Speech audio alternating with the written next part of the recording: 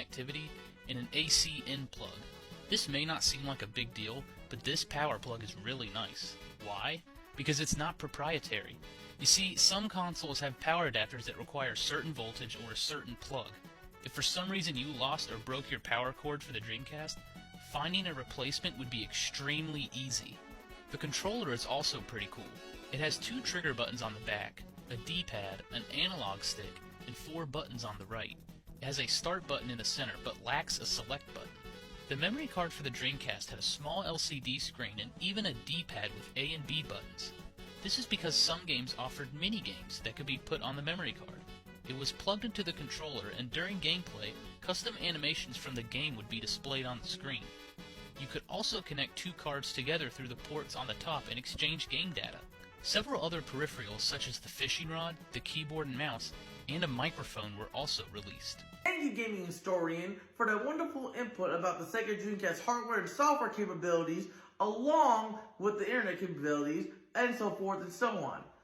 Now, Sega has been having a successful launch around this time frame, and retailers have been calling them and asking them, we're out of stock, we have to have more hardware. People are banging down our doors for a Sega Dreamcast.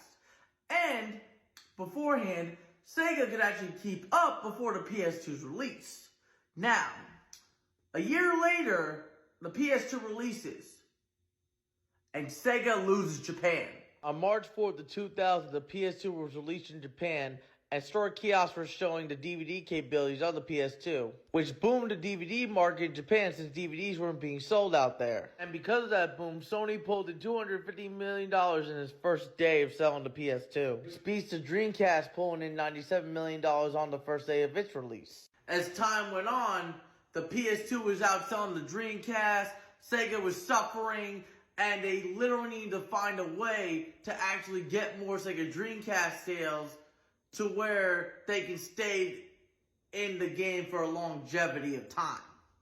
Now, in the holiday of 2000, Sega catches a break.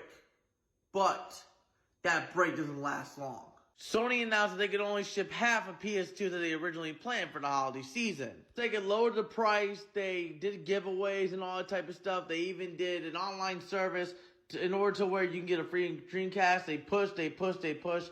But at the end of the holidays, they never actually made headway. And on March 31st of 2001, the Sega Dreamcast was discontinued. The last game published for it was Sonic Adventure 2. Now, there were 3 reasons why the Sega Dreamcast failed.